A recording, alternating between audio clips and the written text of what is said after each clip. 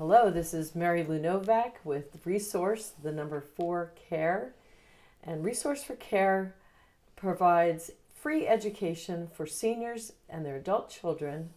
And we do that through interviewing healthcare, wellness professionals, and those that have experience in navigating aging and aging well.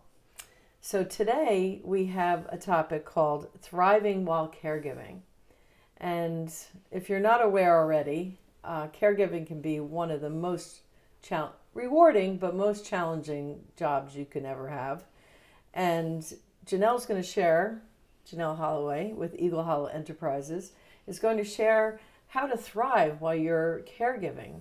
Now, not only being in healthcare, you also have been a caregiver for many years. So tell us how we can thrive while doing this most difficult job. Well, great. Thank you for having me on. I'm so excited to be here. And like MaryLou said, caregiving is not for the faint of heart. It is probably the hardest hat that we wear in our lifetime. It's just not easy. You know, we have always been doing what our parents told us because that's how we grew up. And now the roles have reversed, and it's very uncomfortable that we are now having to tell our parents what to do. And then we also have to find a way to tell them what to do because they don't always take being bossed around by their kids very well. So it can be challenging. So I wish that it was an easier way, but there is so much joy if you can find the right mindset to handle this. The old saying of getting old is not for sissies is definitely true. However, it's how we look at it. Keeping our perspective is hard. So many people don't make it to their golden years. And so we're blessed to have parents and to be people who do make it to our golden years. So it's all in how we look at it. Chronic pain, chronic health issues become part of our new norm. And so as we go through that, we find that we may suffer from dementia or becoming very frail. How do we as children help our parents to thrive through those golden years? First, let me say that each experience will be different for each one of us because no two people are alike. MaryLou's experience with her parents is very different than my experience with mine. And even with your best friend or with your in-laws, it's going to be different from what you do with your parents. So some people become cranky and more difficult, and others tend to become more grateful and compliant. So the most important thing is how we choose to respond to that. And I'm not going to tell you this is easy because it's not. It's easier if you have somebody who's compliant and grateful, but that's not always the case at all. Right. So it can be just really downright discouraging. Yeah, and a thought that came to my mind is that people are living longer. Mm-hmm. And the more we age, the more things that tend to happen due to age, even if we take good care of ourselves. So there tends to be more issues that you have to deal with as a family because people are living longer. That's absolutely true. And a lot of that goes back to hopefully early planning in the parent situation to make it easier for the children. And then you as a grown-up also need to be thinking about what that looks like. But one of the ways to thrive through the caregiving season is to establish some good ground rules. Boundaries are good for everybody. You had boundaries when you were a child that they set. And now it's your turn to kind of help set some of those boundaries. Right. Call a family meeting if it's affable.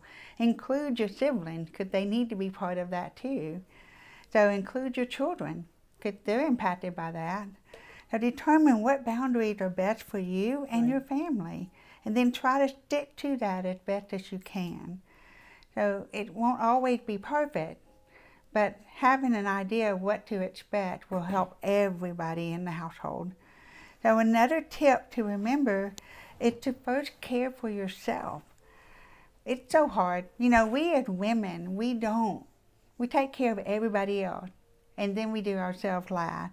But you can't pour from an empty cup. I know you've heard that saying many times.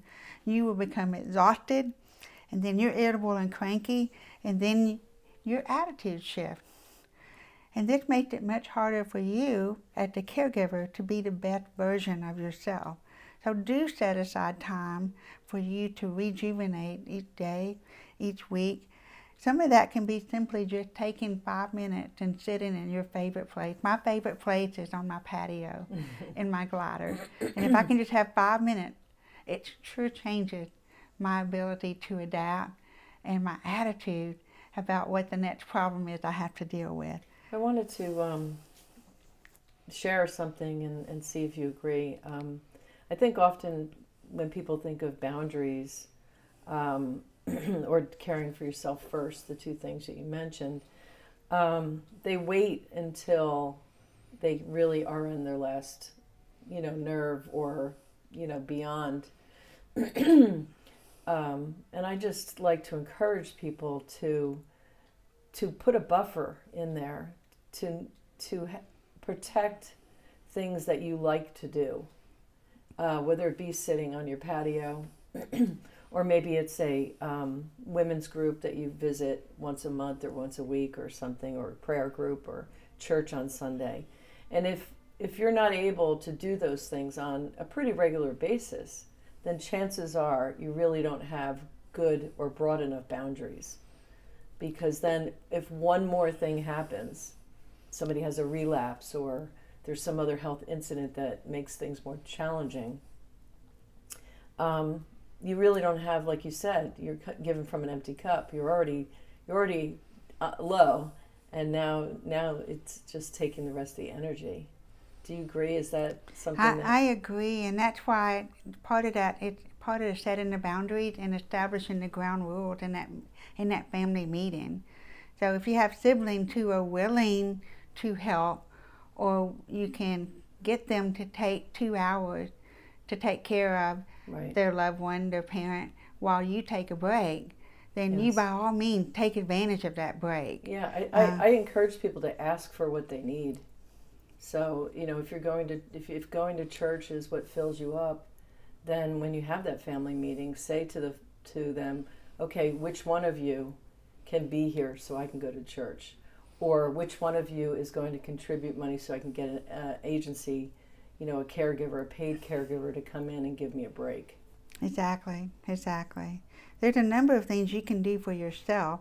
I encourage you to take time to read a book, whether it's a self-development book or an escape book or your Bible. All of those play a role in how our mindset is impacted. So the next tip I want to share with you is to always remember that you are truly the best one to be caring for your parent. Regardless of how it may be, you know their likes and dislikes, you know their story, you know their moods, you know how they're going to respond, and so you truly are the best one possible to be caring for your parent. Sometimes we feel inadequate because we feel like we don't know, but nobody else knows your parent's story better than you. And we as kids, we learned how to watch out for triggers. And we did our best to not set off those triggers to get in trouble. So why not take advantage of that as you care for them too, to be able to watch for those triggers and redirect when you see the trigger coming. Even when they're difficult and seemingly ungrateful, you have peace knowing that you are truly the best one to help. So in that, I want to remind you that you're not alone. There are lots of resources available for you to ask questions and share frustration. Don't be afraid to ask for help. Most people just need you to ask. Sometimes we don't know who to ask, and that's where Resource for Care comes in. That's exactly why MaryLou started this, and it's really awesome that we have this available here in our area. So, can I ask a question? What if somebody feels like, I've recognized that some, I owned a home care business for 12 years, and I recognize that some people don't have what I call the care gene. In other words, they're extremely uncomfortable with, especially if their parent needs, personal care, like bathing and toileting and things like that, that they've never had that kind of experience, especially if it's guys and they weren't a mom or something to children. Changing, depends, and being intimate, intimately caring for someone may not be something, where they feel inadequate because it's not something they've ever done. What are some ways that they can still help or facilitate help? Or what's your thoughts on that? Well, and my thoughts are, I'm very uncomfortable helping my mom get dressed and undressed and redressed. And I mean, that's not, my family was, we didn't share everything like that when I was growing up. We had our privacy. And I much prefer to have a caregiver come in and help my mother with those things. Now, there have been times when that didn't happen and I had to do it. But it depends on each person's situation. I have a guy friend who's caring for his mother, and I remember the first time he had to help her clean up after an accident, after a big job, and it broke his heart. But he does it now, and he's adjusted to that. And usually, the more we do things, the more comfortable we become. Right. But not everybody had the care gene. Right. And we hope that those people who don't have the care gene are able to access resources to help them, that will come in and provide care with people who do have that care gene to help them. Yeah, I just want to give people permission to give in a different way. Absolutely. If that's the way you give. A lot of times there's a family, and there may be some people that would gravitate toward being that personal care, and then other people in the family who don't. There's meals that you can bring, there's money that you can give, there's, other caregivers you can pay to come and do that work or help in order for that other family member to get a break. So I don't beat yourself up over it, but also don't shy away, be a participant in the care, even if it's not hands-on. The key is to ask for help, and it can be the help that you don't like to do. I mean, I have an assistant who does all the things that I don't like to do. So I can do the things I like to do, and the things I like to do are not what she likes to do. So it worked out pretty well, and hopefully you have family members that will work with you in that regard. Sure. So you can join an online caregiver group. There's a Resource for Care has access for you to look for local people, resources. You can also go to a support group in the community. There's lots of different ones available.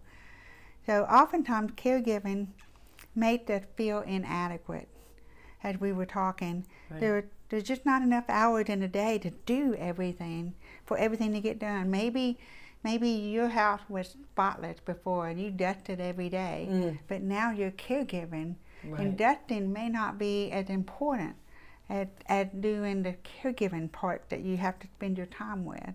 So you establish boundaries again, and expectations are essential, critical in being able to have that peace of knowing that you're not inadequate, because you can't do everything. None of us can do everything. No, and things happen. I mean, you can be, if you don't leave enough room in the schedule, it's good to have a schedule. That's really healthy, because sometimes hours can roll into each other, days can roll into night, and that's not good either. But if you're so tight on the schedule, well, we have to leave at this time to get to the doctor by this time. Just leave enough time, because you never know. Someone could have, an accident, or could wake up and not be feeling well. So if you don't leave enough time in the schedule, then you're constantly pushing, and that doesn't create a really friendly dynamic. That's true. And something else that was important to me, I was caregiving for my husband who was passing away. He was dying of cancer. And I realized that I had shut out a lot of my friends because I was spending all my time with him. Sure. And so I very quickly shifted to where I got some friend time in there, because what's going to happen when your loved one is gone? Yes. and you've pushed all your friends away, you have to start over, and that's hard, especially Well, when and you're you're in that period of depressed, right? grieving. You're grieving, and it's the saddest time, and that's when you're hoping that friends rally around. But I mean, let's think about it. If you unplug for 6 months or a year, people aren't going to know. They're not going to be in your life enough to know when you need the help. Right, and so maybe that dinner that It's a y'all good used to idea. go out for all the time, change it to meeting for coffee, a quick 15-minute coffee break, Right. where you either chat on the phone or you meet for coffee on your way to the grocery store, or you and your friend walk together Right. while you're getting the exercise that you need. So think about those things. That's important too. Don't lose your friends in the process. You can't do everything you did before, but figure out what makes sense for you and make that work for you. Yeah, and I think it's up to the caregiver to plug in. I think if we sit back and we wait to see if friends are going to step in, sometimes people feel awkward. They don't know, how can I help? I asked once, and she said, or he said, no, thank you. Am I intruding if I ask again? So I just encourage people to not use someone's lack of reaching out to you as sort of a test of whether they're a good friend. It really, the caregiver really in some cases needs to be proactive, like you described. That's true, and it is a two-way street, because as a caregiver, I tended to draw inward. And fortunately, I had friends who knew that about me and kept me going. Right. And so When they didn't hear from you for a while, they knew, hey, I haven't heard from Genell in a while. I better reach out to her. So, and that made a huge difference. Yes. And then that was kind of the trigger that made me realize, wait a minute, I'm withdrawing too much, and Yes. I'm setting myself up for failure later. Right. So don't do that. Well, especially if you're the planner of the group, right? Which I tend to be the person that was like, let's do this, let's do that. Well, what's going to happen if I'm all tied up and not doing that? Then the dynamic that I had before is gone. Yeah, it shifts. It shifts. So, and another key point that goes along with this is to be flexible. Yeah. Change happens almost instantly. We can't predict a crisis when it's going to happen, and it's always going to be at the most inopportune time. Always. So plan on that. You have boundaries that you've established, and that's a great thing, but sometimes we have to bounce with that. A loved one goes in the hospital, and we have to spend more time focusing on them at the hospital versus the schedule that we had in place. So that's important. Now, one of the most difficult mindsets caregivers have is that everything has to be done by me. I'm the only one who can do that, right? Ask for help. Yeah. Decide what's really important. Is it really important that every speck of dust be gone? And I'm picking on dust because that's a non-offensive thing for most people. Well, too, if you have a certain way you load the dishwasher and now you're asking for help and somebody comes in and loads it differently, what's the downside? Yeah. I mean, unless the dishes don't get clean, that's a different story. But I am the queen of loading the dishwasher. Are you? I can you get have more it down. in it. Yeah. I can get more in it. And at first, when I started sharing a place with my roommate, that was kind of a running joke. But then now she'll say, "Okay, I've got as much as I can get in it. Do you think you can do anything else?" Play to your strengths. Yeah. So just recognize that you don't have to be. You don't have to do it all. So and it doesn't have to be done the way you do it. Exactly, exactly. When I was fostering, I learned how to cook from my mother, and she taught me how to peel potatoes and boil them a certain way. Okay. Well, then I had a foster kid that was helping in the kitchen one night, and she didn't do those potatoes exactly the same way. And I started to say something, and I thought, wait a minute, she didn't have to do it exactly that way. And so I was sharing that with my mother later, and she was like, well, I told you how to get the potatoes done the fastest. Right. She was a little bit offended by that, but I wasn't trying to be offensive. It was a learning experience for me. Yeah, learning experience. Yeah. So, but it was fun. Yeah, imperfection's okay, because help isn't always going to come perfectly the way you'd like. So Imperfectly perfect. That's right. So I've been walking the caregiving journey for quite a while now, and I've often felt that I wasn't appreciated, and you probably feel the same way, and that I couldn't meet all the expectations because I was the child that did everything perfectly. I tried my best to meet my parents' expectations, and I rarely failed to not meet their expectations. So this was a whole new ball game for me. So once I changed my mindset about my capability to meet those expectations, it became much easier for me to cope and to give myself grace. And you will too. I know you will. So to recap, let me just kind of cover the point that we covered. So your mindset is important. That's the most important thing you can do for yourself. Be grateful for everyday things. It can be as simple as hearing the birds sing. Take a moment, look at the rose that's blooming on your bush. Choose how you respond. Establish boundaries, but be flexible. Take care of you. Who else is going to do that? Remember, you are the best person for this situation. You're not alone. Ask for help. Take a moment to breathe, especially when you feel overwhelmed. Prioritize the most important task and let go of the rest. And remember, above all, you are enough. You were created to do exactly what you're doing in that moment. So you are enough. It's just a season. It may seem like forever, and it may be a longer period of time, but this season will end and a new one will begin. Live your life with no regret. Ask yourself, will I regret doing this or not? Then decide what is best at the moment. You only have this window of what you know, so that's all you can make a decision on. Give yourself and your loved one lots of grace. And again, remember, you are enough. So before we end, I have a question or a comment to make, but I just want to give a shout out to one of our sponsors, Home Helpers, and Tim Flesner, who is owner of Home Helpers, and that they give really great care with experienced caregivers, and as he says, caregiving with a heart. That's right. If you do need help in this role, or even have temporary help to model what you need to do, and like you said, it's a season, so sometimes that increases or decreases, and you're able to manage it yourself. But if you find that you need some training or assistance, please take care of yourself and reach out. Tim will take good care of you.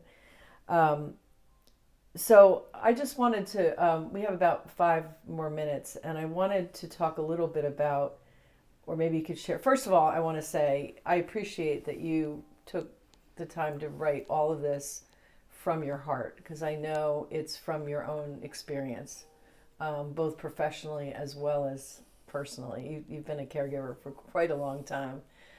So I really appreciate you sharing what's in your heart.